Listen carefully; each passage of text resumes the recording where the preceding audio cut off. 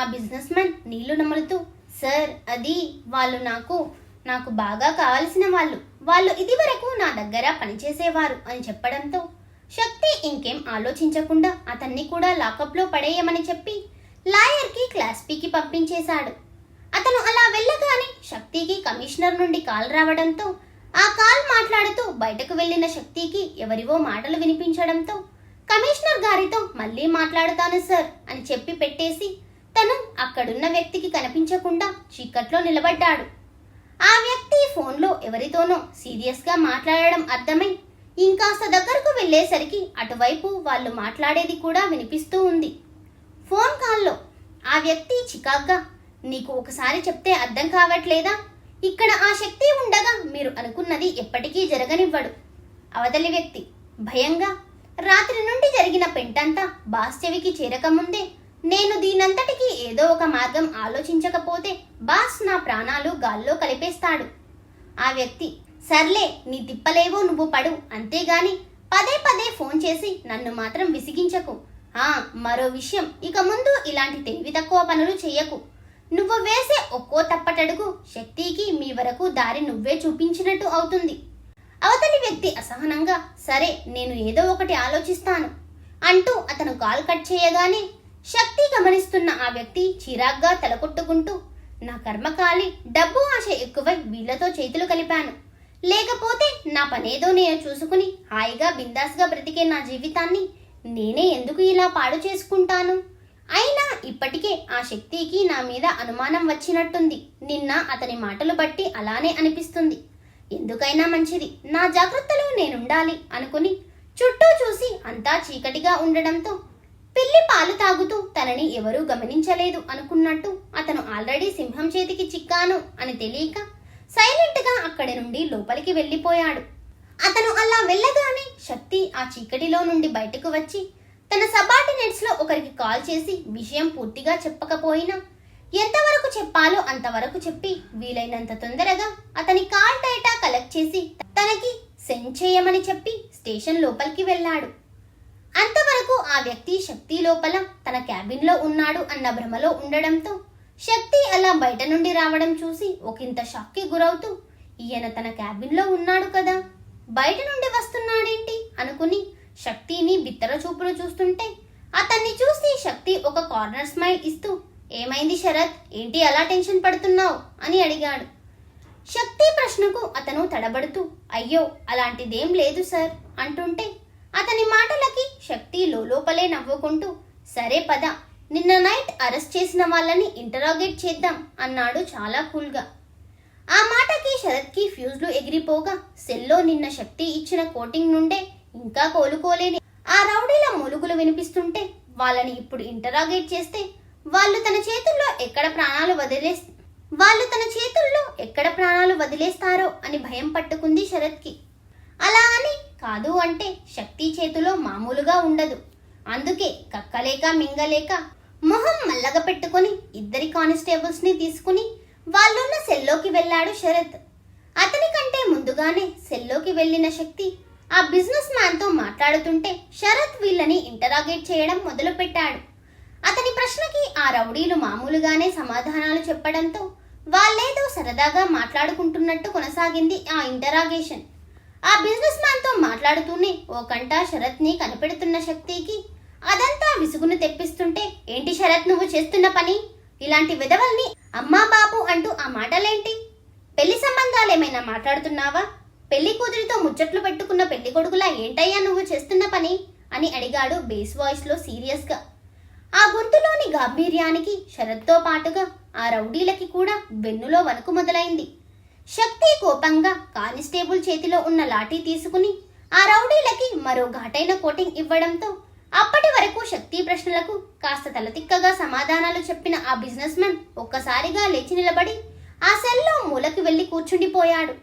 అతన్ని ఓ కంట గమనిస్తున్న శక్తి కార్నర్ స్మైల్ ఇస్తూ ఆ రౌడీల గాయాలకి ఫస్ట్ ఎయిడ్ చేయమని ఇద్దరి కానిస్టేబుల్స్ ని పురమాయించాడు.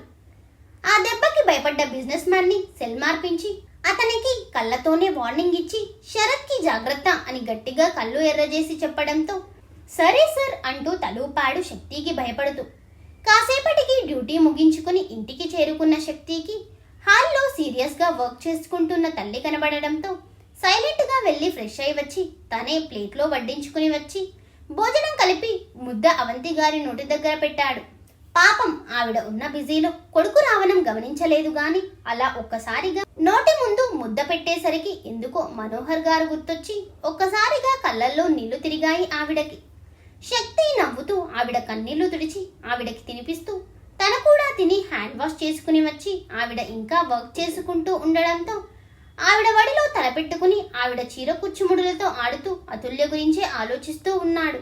ఆమె మనసు దాచాలి అనుకున్న భావాలను బయటకు తెలియజేసే ఆ అమాయకమైన కళ్ళు, చిన్ని ముక్కు, చెర్రీ లాంటి పెదాలు, తనకి ఎంతో ఇష్టమైన పెదవి కింది పుట్టుమచ్చ, ఇలా ఆ కాసేపట్లో తను అతుల్యని గమనించినవి అన్నీ గుర్తు చేసుకుంటూ తనలో తానే నవ్వుకుంటూ ఉంటే అప్పుడే వర్క్ పూర్తి చేసుకుని శక్తిని గమనించిన అవంతి గారు నవ్వుతూ, పోలీసోడు ప్రేమలో పడ్డాక చాలా రంగులు చూపిస్తున్నాడే అన్నారు.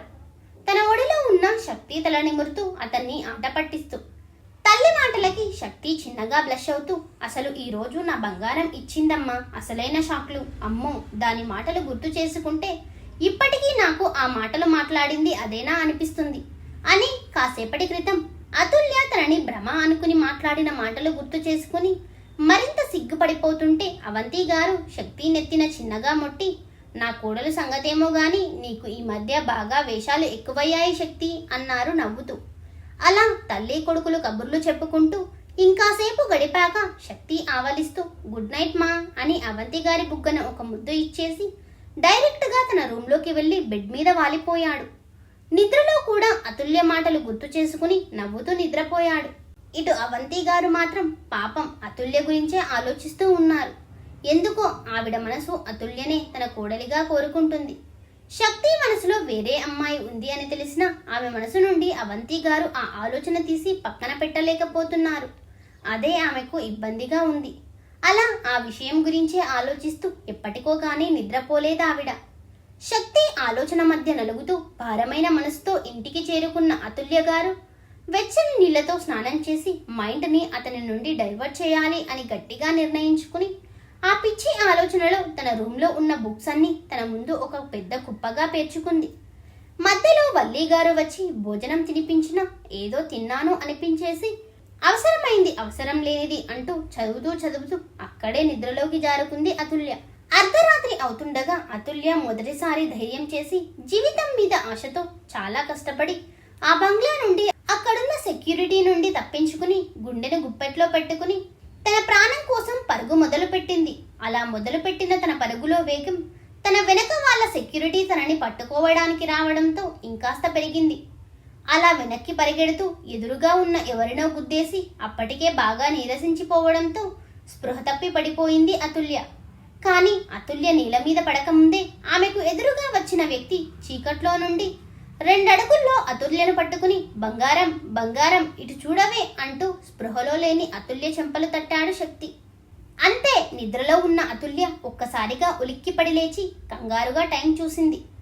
టైం తెల్లారు 3 అవుతూ ఉండడంతో ఇంకా కంగారు పడుతూ చెమటలతో తడిచి ముద్దైన తన శరీరాన్ని తడుముతూ అసలు ఇన్ని రోజులు ఈ కళ నా వల్ల ఎవరి జీవితం నాశనమవుతుందో అని భయపడి చేస్తుంటే ఇప్పుడు ఆ కాపాడే వ్యక్తి శక్తి అని తెలిసాక నా భయం 100 రెట్లు పెరిగినట్టు అనిపిస్తుంది.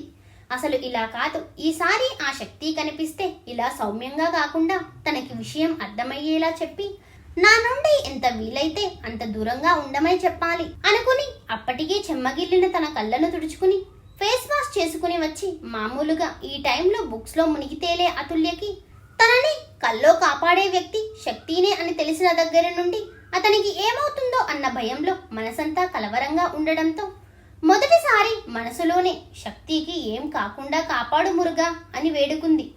అయినా తన మనసంతా అల్లకల్లోలంగా ఉండడంతో అప్పటికప్పుడు శక్తిని చూడాలి అని మనసు మారం చేయడంతో తనని తాను ఎలా డైవర్ట్ చేసుకోవాలో కూడా అతుల్యకి అర్థం కాలేదు. మొత్తానికి హెడ్సెట్ తీసుకుని సాంగ్స్ పెట్టుకుని వింటూ విండో దగ్గర కూర్చుంది. తను వింటున్న సాంగ్ లిరిక్స్ కూడా శక్తినే గుర్తు చేస్తుంటే ఈసారి మనసులో కలవరం కాకుండా ప్రశాంతత వచ్చి చేరడంతో చిన్న చిరునవ్వుతో సాంగ్స్ వింటూ అక్కడే అలానే కూర్చుని నిద్రపోయింది అతుల్య. ఉదయాన్నే వల్లి గారు అతుల్య రూమ్లోకి వెళ్ళేసరికి ఎప్పుడు ఆ టైంకి కాలేజీకి వెళ్ళడానికి రెడీ అయి ఉండే అతుల్య ఈరోజు ఇంకా నిద్రపోవడం, అది కూడా అలా విండో దగ్గర సింగిల్ సీటర్లో ముడుచుకుని నిద్రపోయేసరికి ఒకవేళ హెల్త్ ఏమైనా బాలేదేమో అని కంగారుగా అతుల్య నుదుటి మీద మెడ దగ్గర చెయ్యి పెట్టి చూశారు ఆవిడకి వేడిగా ఏం అనిపించకపోవడంతో రిలాక్స్ గా ఊపిరి పీల్చుకుని అప్పటికే ఆవిడ స్పర్శకి నిద్రలేచిన అతుల్య కళ్ళు నలుపుకుని టైం చూసి హడావిడిగా వాష్రూంలోకి వెళ్ళిపోయింది. కాసేపటికి తొందరగా రెడీ అయ్యి సెంథిల్తో కలిసి కాలేజీకి చేరుకుంది. కాలేజీకి చేరుకున్న అతుల్య కాలేజ్లో ఉన్న లైబ్రరీ బ్లాక్ ని చూస్తూనే తన క్లాస్కి చేరుకుంది. క్లాస్లో కూర్చుంది అన్నమాటే గాని నిమిషానికి ఒకసారి క్లాస్ బయటకు చూస్తూనే ఉంది. జీవితంలో మొదటిసారి క్లాస్ వినబుద్ధి కాక అక్కడి నుండి బయటకు వెళ్ళిపోతే బాగుండు అనిపించింది.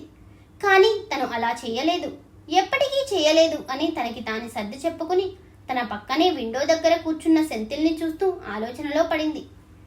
ఉదయాన్నే స్టేషన్కి వెళ్ళడానికి రెడీ అయిన శక్తి అప్పటికి అవంతి గారి కార్ రిపేర్ అయ్యింది అని తెలియడంతో ఆవిడకి జాగ్రత్తలు చెప్పి తనకి అర్జెంట్ పని ఉండడంతో దారిలో తింటాను అని చెప్పి తొందరగా బయలుదేరి వెళ్ళిపోయాడు శక్తి. అతని వెనక్కి అవంతి గారు కూడా కాలేజ్కి బయలుదేరారు.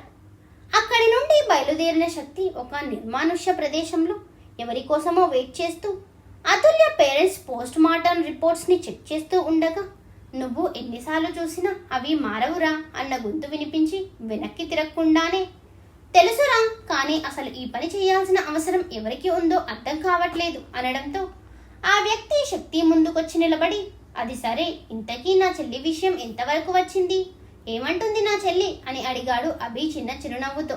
అప్పటి వరకు తన పోలీస్ బుర్రకు పదును పెట్టి దీర్ఘమైన ఆలోచనలో ఉన్న శక్తికి అభి అతుల్య గురించి అడిగేసరికి నిన్న ఆమె తనని భ్రమ అనుకుని చేసిన అల్లరి గుర్తొచ్చి చిన్నగా బ్లష్ అవుతూ విషయం చెప్పగానే అభి పడి నవ్వుతూ అమ్మో నా చెల్లి మామూలుదు కాదైతే, అయినా ఎదురుగా ఉన్న 6 అడుగుల హ్యాండ్సమ్ కటౌట్ ని భ్రమ అనుకుంది అంటే తమరు మొదటి పరిచయం నుండి నా చెల్లిని డిస్టర్బ్ చేసుంటారో అర్థమవుతుంది అని నవ్వాడు. అభి మాటలకి శక్తి చిన్నగా నెట్టూచి నా బంగారం అంత తొందరగా దాని మనసులో ఉన్నది బయట పెట్టేలా కనిపించట్లేదురా, నిన్న ఆ కాసేపట్లోనే నాకెన్ని షేడ్స్ చూపించిందో తెలుసా అని నవ్వుకున్నాడు.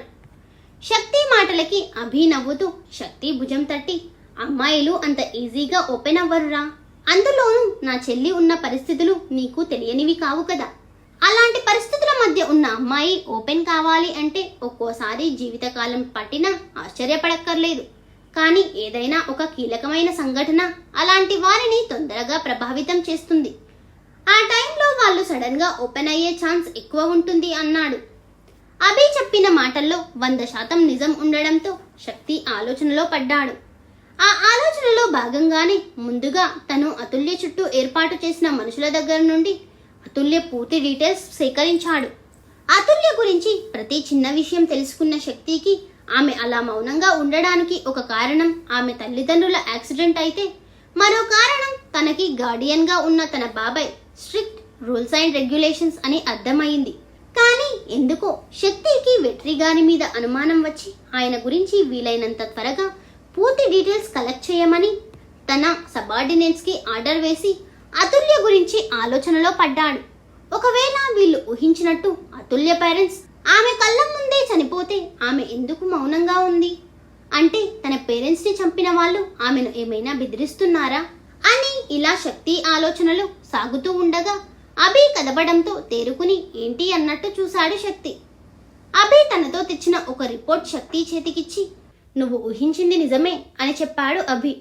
దాని గురించి కాసేపు మాట్లాడుకున్నాక అభి తనకి పనుందని వెళ్ళిపోవడంతో శక్తి డైరెక్ట్ గా స్టేషన్ కి చేరుకున్నాడు. అసలు శక్తి ఉదయాన్నే స్టేషన్ కి రాకపోవడంతో అతను వేరే ఏదైనా కేస్ టేకప్ చేశాడేమో, అందుకే సాయంత్రం వరకు ఇక రాడనుకుని శరత్ ఎవరికీ డౌట్ రాకుండా శక్తి కేబిన్ లోకి నక్కి అతని సిస్టమ్ చెక్ చేసే పనిలో పడ్డాడు. శరత్ ఊహించని విధంగా నీకు కావాల్సిన డీటెయిల్స్ దొరికాయా శరత్ అన్న శక్తి గద్దింపుకి శరత్ కి గుండె ఆగినంత పనైంది. శక్తి ఉరుములేని తుఫానులా డైరెక్ట్ గా అతని కేబిన్ లోకి ఎంటర్ అవ్వడమే కాకుండా ఆ రూమ్ డోర్ లాక్ చేసి కళ్ళకున్న గ్లాసెస్ తీసి తన టేబుల్ మీద పెట్టి తన సీట్లో కూర్చోవడంతో భయంతో బిగుసుకుపోయాడు శరత్. శరత్ తను అంత డైరెక్ట్ గా దొరికిపోయేసరికి ఇప్పుడు శక్తి అడిగిన ప్రశ్నకి నీళ్లు నములుతూ భయంతో తడబడుతూ ఉంటే శక్తి చాలా సీరియస్ గా కాసేపు మాట్లాడి అతన్ని అక్కడి నుండి బయటకు పంపించేసి తన వర్క్ లో బిజీ అయిపోయాడు. ఎప్పుడో లంచ్ టైం దాటిపోయాక టైం చూసుకున్న శక్తికి ఒక్కసారిగా అతుల్య కళ్ళల్లో మెదలడంతో నవ్వుకుంటూ, వస్తున్నాను బంగారం, ఈరోజు నీకు తెలియని ప్రపంచాన్ని పరిచయం చేస్తాను అనుకుని డైరెక్ట్ గా కాలేజీకి స్టార్ట్ అయ్యాడు. ఇటు అతుల్యకి ఉదయం నుండి క్లాస్ వినబుద్ధిగాక ఏవో తిప్పలు పడుతూ లంచ్ టైం వరకు అయితే గడిపింది గాని ఇక క్లాస్లో కూర్చోబుద్ధి కాలేదు. లంచ్ కూడా చేయడానికి మనసు ఒప్పక డైరెక్ట్ గా లైబ్రరీలోకి వెళ్ళి ఒక బుక్ తీసుకుని తన ప్లేస్ లో కూర్చుంది. అక్కడ కూర్చుంది అన్న మాటే గాని పదే పదే తన ఎదురుగా ఖాళీగా ఉన్న చైర్ వైపే చూస్తూ ఉంది. కాసేపటికి నా గురించే వెయిట్ చేస్తున్నావా బంగారం అన్న శక్తి వాయిస్ వినిపించగానే సన్నటి చిరునవ్వు పెదాల మీద విరబూసింది. కానీ అది బయటకు తెలియనివ్వకుండా కనీసం తలెత్తే ప్రయత్నం కూడా చేయకుండా బుక్ లో పేజెస్ తిరగేయడం మొదలుపెట్టింది. ఆమె చేష్టలకి శక్తి నవ్వుతూ అతుల్య ఎదురుగా కూర్చుని, ఈ టైంలో ఇక్కడేం పనే బంగారం నీకు, క్లాస్ లేదా అని అడిగాడు. ఆ ప్రశ్నకి అతుల్య చిన్నగా తలెత్తి ఫార్మల్ వేర్లో మ్యాన్లీగా ఉన్న శక్తిని చూసి తన మనసు వశం తప్పుతున్నా కష్టంగా తనని తాను కంట్రోల్ చేసుకుని కాస్త కోపంగా, అసలు ఎవర్రా నువ్వు, ఏంటి నీ ధైర్యం, అయినా ఈ కాలేజ్లో అందరూ నా వైపు చూడడానికే భయపడుతుంటే నువ్వు ఏకంగా మాట్లాడమే కాదు నాతో నీ ఇష్టం వచ్చినట్టు బిహేవ్ చేస్తున్నావు, పైగా అంటూ ఇంకా ఏదో మాట్లాడబోతున్న అతుల్య పెదాల మీద శక్తి వేలు పెట్టడంతో ఆమె మాటలకి బ్రేక్ పడడమే కాదు తన పెదాల మీద అతని స్పర్శకి షాక్తో బిగుసుకుపోయింది అతుల్య. శక్తి అతుల్యకి పరిచయం చేయాలి అనుకుంటున్న ఆ కొత్త ప్రపంచం ఏంటో నెక్స్ట్ పార్ట్లో చూద్దాం. Thank you for watching.